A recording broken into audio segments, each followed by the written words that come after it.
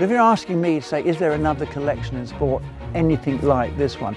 Well, there can't be. Owens wins in 10.3, second Mid-South America. Could Spurs become the first team this century to win both league and cup? That was the question. If you're defining the Priory Collection, it's about Britain's great sporting moments and past, including its social past. Stop in England. This time a chance came to West Ham's Jeff Hurst. It's the equaliser! You want people to see it, hear the story, and be transported back to that moment.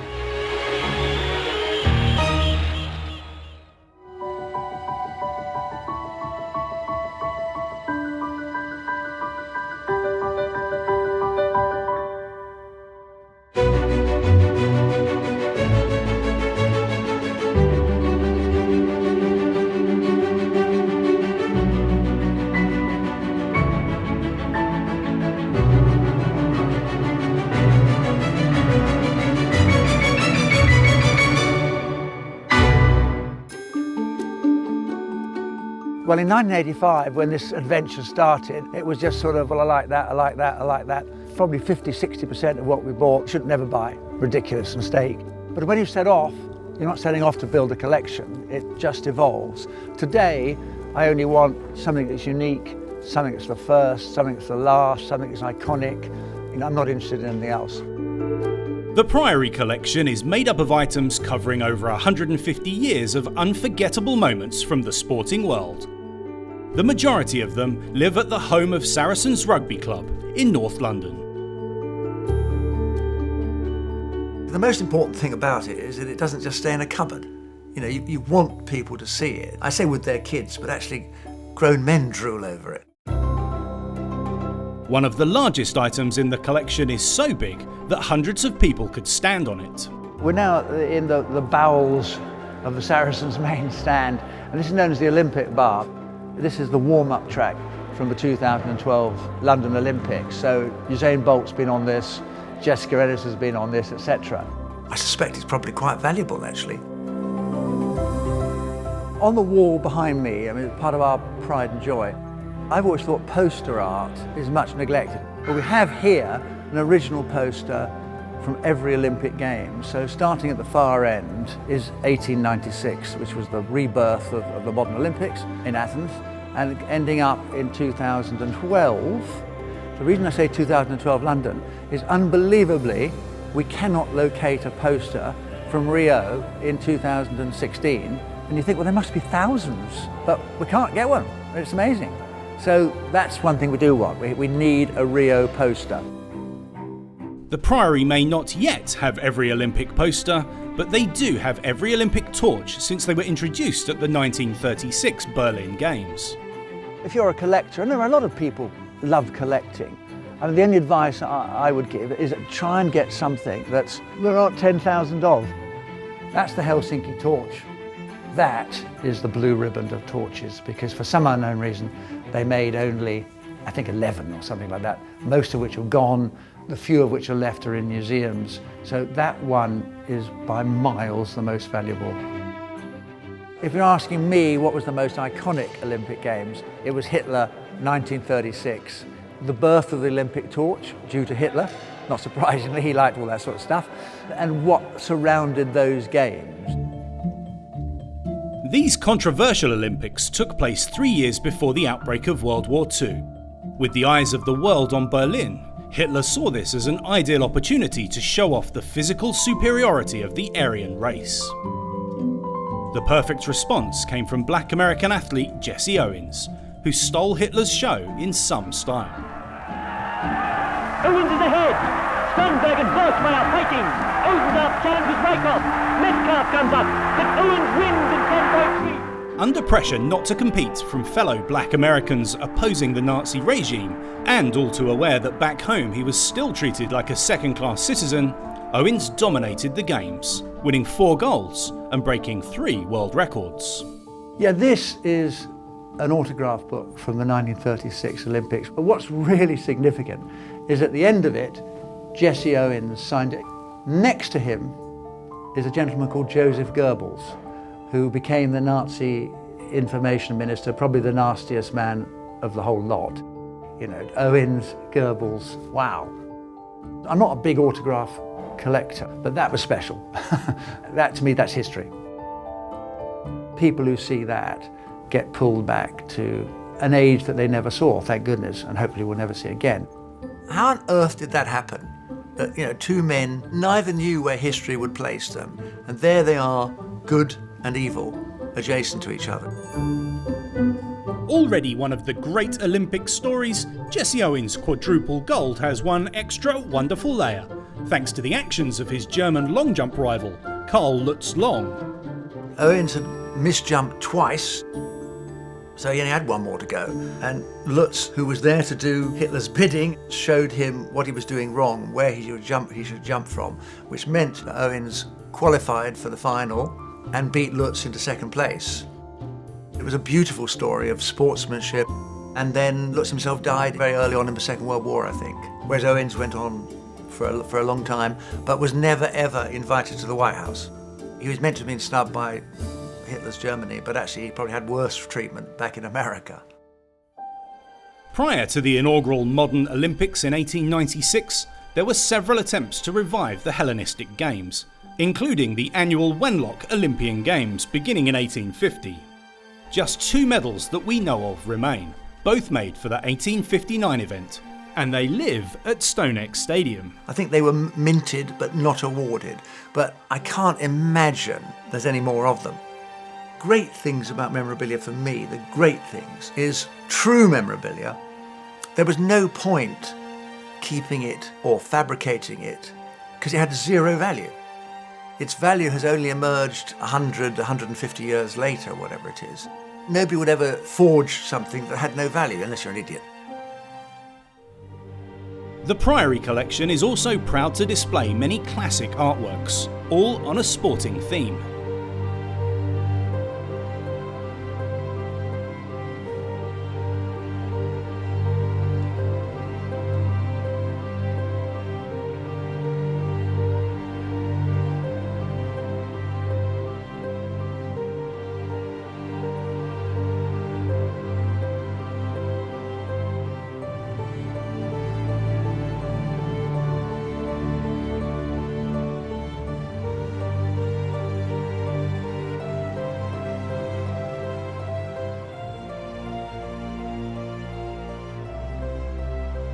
People understand stories, so when you talk about something and you have a story, people imagine the story. So a cricket bat's a cricket bat, but if it's the cricket bat that W.G. Grace used and was the last one before he died, and he didn't play cricket because he felt it was wrong to play the game when young men were dying in the First World War in trenches, the whole bat comes to life. And to me, that's what it's about. The story brings the object to life. W.G. Grace is a true sporting icon. Having played at the top level for 44 years until his retirement in 1908, many credit him with inventing the modern game. For this reason, he's rightly known as the father of cricket. In 1891, a 43-year-old W.G. Grace was persuaded by Lord Sheffield Shield, to go to Australia, and these are the actual balls used in the 10 games they played. And then that's the bat, which is the only documented surviving bat when he made 100. He made many hundreds, but that's the only one that's documented as surviving, and that was used on that tour in those games. Again, a fascinating story as to how Lord Sheffield was only going to put the tour on if WG came, because he was the guy the Australians turned up in their many tens of thousands to watch. The Priory Collection is the proud home for much of W.G. Grace's legacy, as it is for several other legends of the game. These 2 bats here encompass records that will never ever be passed, because that was the bat that Jack Hobbs went past Grace's record of 54,000 runs, and he ended up with 61,000 runs. Never ever going to happen, because we now play 2020, 1 day, and then they just played 3 day, 4 day, etc., etc. So that's a record that will stand forever, Hobbs' bat. And then there's the Australian equivalent, which is Justin Langer's bat, when he scored 28,000 runs and a few to go past Bradman's record. And again, I think for the same reason. With big bashes and 2020s, they're never going to play enough cricket that anybody will ever beat that record. So those records will probably stand forever. The painting, well, we all know who that is, the great man, Donald Bradman. Perhaps more interesting is the stump below. That is the stump that was behind him in 1930 when he scored 334 to set the world record score. And subsequently we've had it was signed by Len Hutton, who scored 365 in 1939, by Gary Sobers 366, Brian Lara, Matthew Hayden, so all the record scorers have signed it. Donald Bradman was a key figure in one of cricket's most infamous test series, the 1933 Ashes, known better as the Bodyline series. I think the fast bowler, Gubby Allen, wouldn't do what Dick Jardine wanted, which was essentially bowl at the batsman and try and hit him. But the others obviously had to, because they were professionals, not amateurs, so they were reliant on the game for their income. And it was a very effective tactic. With just the famous baggy green cap for protection, Aussie batsman Bert Oldfield fractured his skull when Harold Larwood bowled one of these infamous deliveries. That cap is now part of the Priory Collection. We've actually got a lovely photograph of Harold Larwood and Bradman years later. Bradman, who got hit on the head by Larwood, that in the moment that probably defined the series. Now old men, and that moment to me was actually very important, that many, many years later, there's no bitterness, there's no enmity, because actually sport in many ways is about the people you've known and about the memories that have been created. The multicoloured hat is probably the most famous hat in history, because it's Douglas Jardine's Harlequin hat from the Bodyline series. Jardine, wearing his famous Harlequin cap, without which England's captain is not complete, leads onto the field his so far unconquered team. The significance of that hat I love is because obviously there was actually questions asked about it in the UK Parliament, because the Aussies had asked him not to wear it because it sort of smacked of empire and all that sort of stuff. And Jardine is reputed to have said, I love this, if they don't want me to wear that cap, I will wear it every day. He was a tough bugger. And the Bodyline series, of course, was just an amazing moment in history. It wasn't just the Aussies who felt the force of Douglas Jardine's tough and controversial approach. English batsman Eddie Painter no doubt thought his series was over when he was hospitalised with tonsillitis.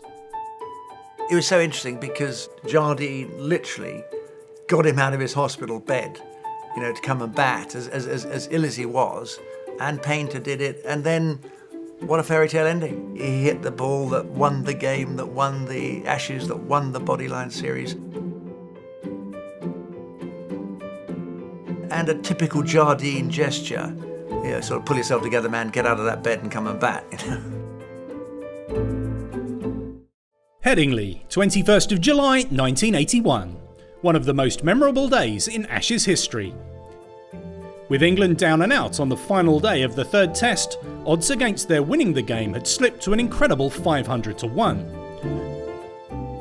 One swashbuckling Ian Botham innings and one Bob Willis bowling rout later, they were celebrating a stunning 18-run win.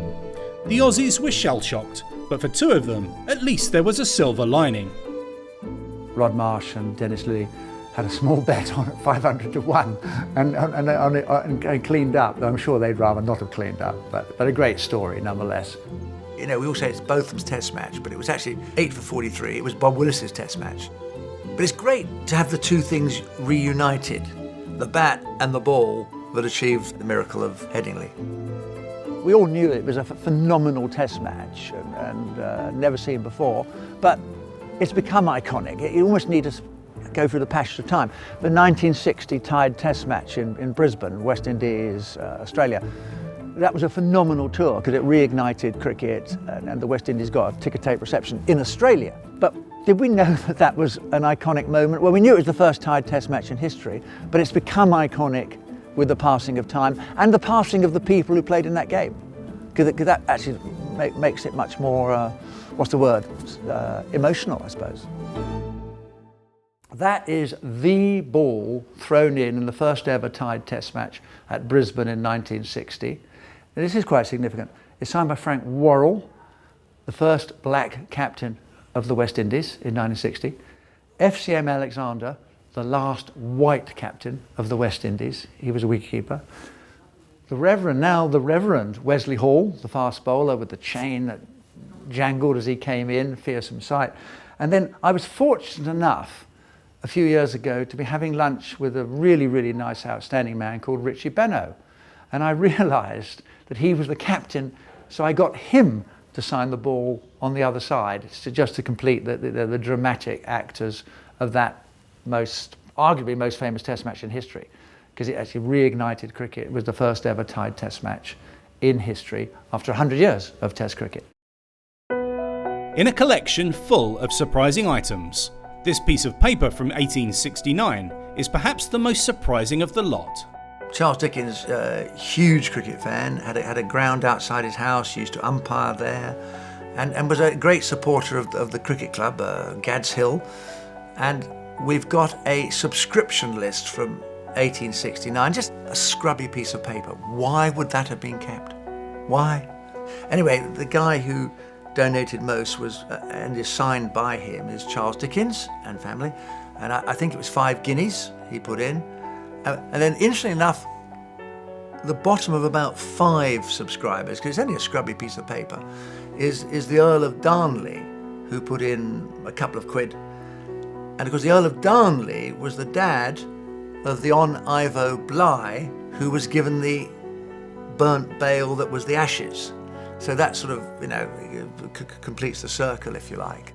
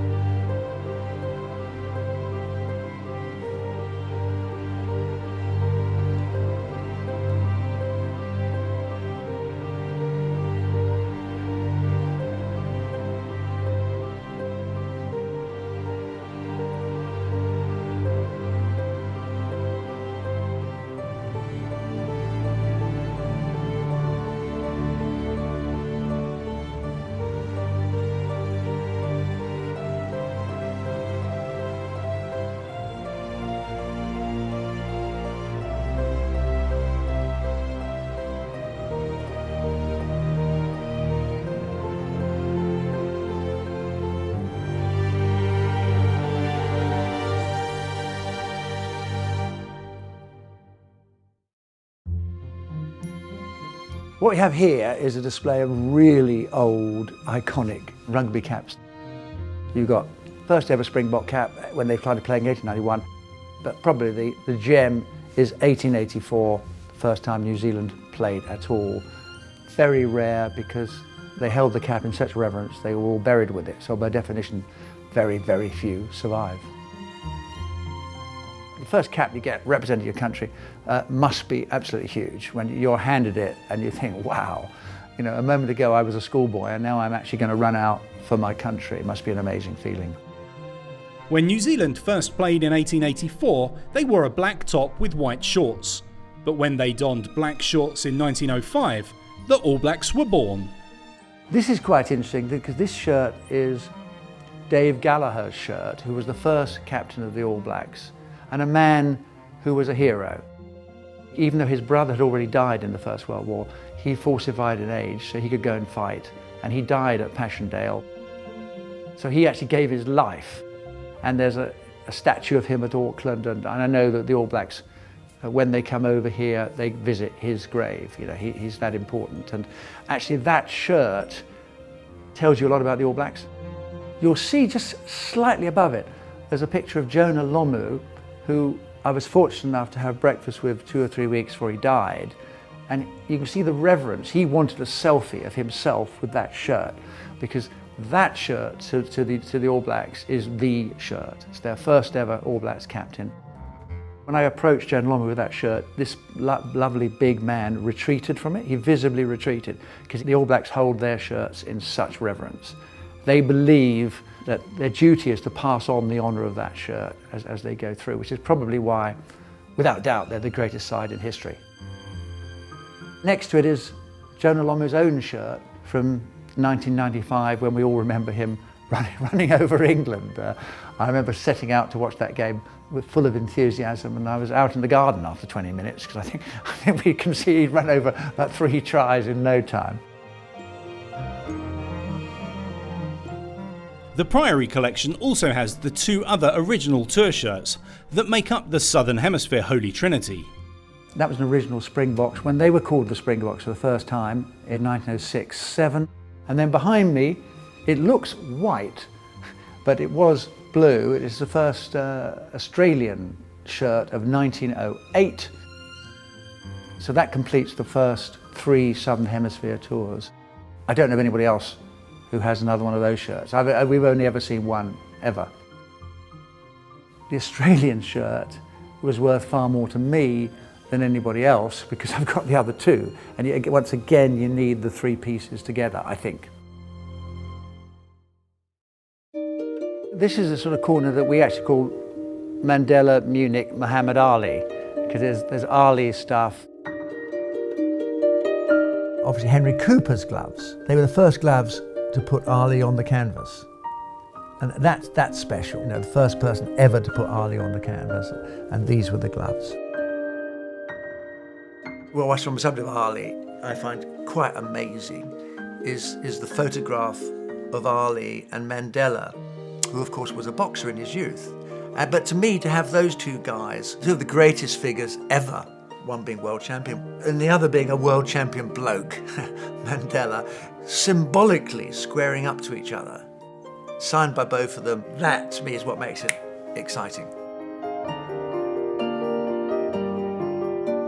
This is about President Mandela, who we were fortunate enough, through Francois Pienaar, who captained South Africa in 1995, the Mandela World Cup final, because he wore the number 6 hated Springbok shirt, which the blacks would not wear, and he wore it to unite his country. It brings lumps to your throat. That wasn't just about rugby, that was about the sort of rebirth of a country and an extraordinary man. This is his actual handprints. It's not a print, it's his actual handprints that we were lucky enough to be given. Next to it is a Saracens shirt from 1999 that I don't think he did wear, but he certainly got it and signed it for us. And then above is an original painting of Good Luck Bokke, which was the plane that flew over Johannesburg just over the stadium before in 1995, and signed by Francois the captain, President Mandela, and Laurie Kay, the pilot, who has since passed away. So that's absolutely unique. And then a picture of President Mandela and the 3 gentlemen who served 27 years with him in Robben Island, signed by all 3 of them, with President Mandela, obviously when they were all old men, but special. One of the newest additions to the collection is the ball from that legendary 1995 final that saw South Africa, on home soil, overcome the might of Jonah Lomu and his All Black teammates. It was donated by South African centre Brendan Venter, who managed to get it from a particularly enterprising ball boy. Brendan, he obviously went up to the ball boy and said, can you give me the ball? And the ball boy said no. So they had to have a bargaining session in which he swapped his socks and whatever it was and boots for the ball. And then he got the ball signed by the Springbok side. Then Brendan being Brendan, it stayed at the bottom of his cupboard for about 20 years, just there. And of course is now alongside the 2003 ball. This Welsh jersey was worn by one of the game's earliest superstars, Ben Gronau, when he kicked off the very first international game played at Twickenham in 1910. 100 years later, Johnny Wilkinson kicked off Twickenham's centenary match, and this is his shirt from the game. In terms of looking after the collection, probably not as much care goes into it as should, but we do measure the humidity and obviously keep a very close eye on things. For example, the very, very expensive, unique stuff is in a cabinet which I'm reliably told would take you and I 45 minutes with a hammer to smash the glass in. So they shouldn't be able to do that. Right at the end, you've got Nobby Stiles' shirt from '66. But the symbolic nature of it is that there's his shirt from '68, which was the first time an English side, Manchester United, won the European Cup final. And he's the only guy with 2 shirts from both. because Bobby Charlton was the only other guy to play in both, but his shirt from the West Germany final has disappeared, no one knows where it is. So those two shirts are unique.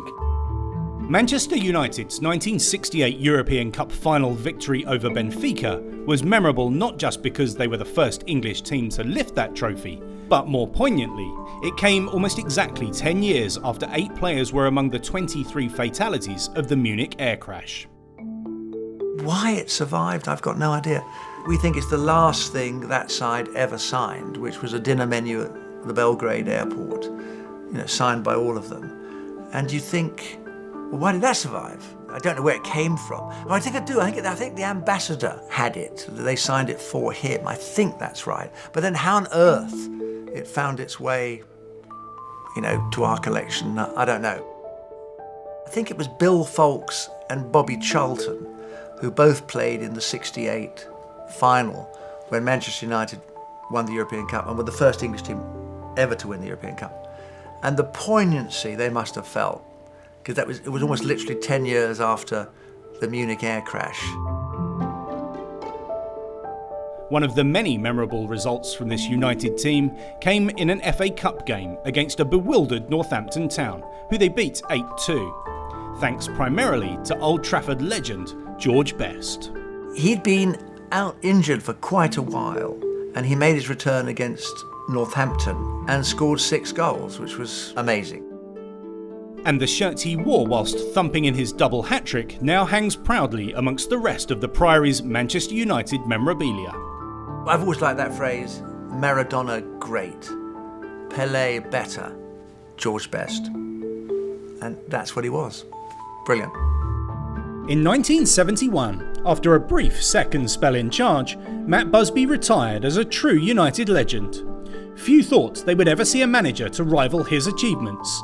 And after Alex Ferguson's first game in 1986, a 2-0 defeat to Oxford United, no minds were changed. Which makes the survival of this scrap of paper all the more fascinating. It's the handwritten team for Manchester United that he obviously put on the wall of the dressing room, his handwriting, his first team ever. Who on earth would have taken down the team list from a dressing room wall, that scrubby piece of paper, and then kept it? I find that amazing. Why would anybody have done that? Away from Old Trafford, the Priory is also home to 2 very special sets of medals. Could Spurs become the first team this century to win both league and cup? The Spurs one arguably is the most important one because it was the first double of the century. Somebody might have done a double in 1890 something, but in a way the first double of the sort of modern era was Danny Blanchflower's side of 61. And they're Bill Brown, the goalkeeper's double winning medals from that game. The ball was centred. Dyson headed a great goal. Spurs had won the cup 2-0. And then, of course, the next double was the other North London side, Arsenal, and that was the 1971 side. So it's kind of the pride of North London because it's the first 2 doubles of the century. But by definition, memorabilia terms, to be first is huge. To be second's not bad. But to be first is huge.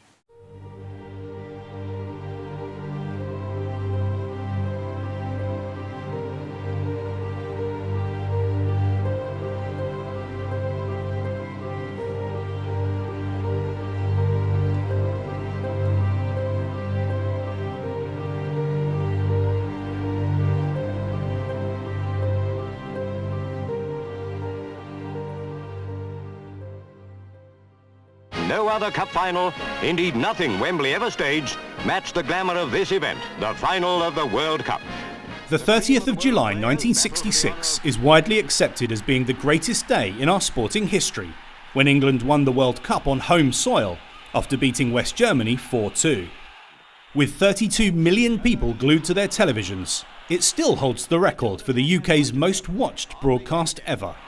An English defensive lapse gave the ball to Haller, and that was it. England were a goal down after 12 minutes, and then one man stepped up to leave his mark on the game, creating his legacy as an English sporting To icon. West Ham's Jeff Hurst. It's the equaliser. Well, here is Jeff Hurst's shirt from the 1966 World Cup final when he scored the hat-trick that beat West Germany 4-2 after extra time. That's the original shirt. It looks new, which amazes me. It looks like you could have bought it at JD Sports yesterday, but you didn't. And he is still, and in my opinion always will be, the only man to have scored a hat-trick in a World Cup final. And will anybody do it again? I doubt it. So it makes the shirt absolutely unique.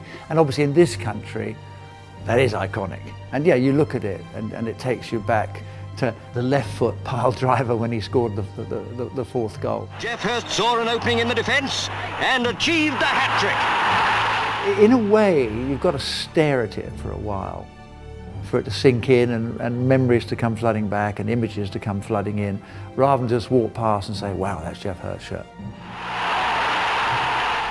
The Priory has a third shirt from this famous victory, which has added significance when displayed next to this jersey from England's 2003 Rugby World Cup victory. These two shirts here, unique is an overused word, but they are unique. I've had George Cohen's shirt for some time. The white one is Ben Cohen's shirt from the 2003 World Cup final, which England won.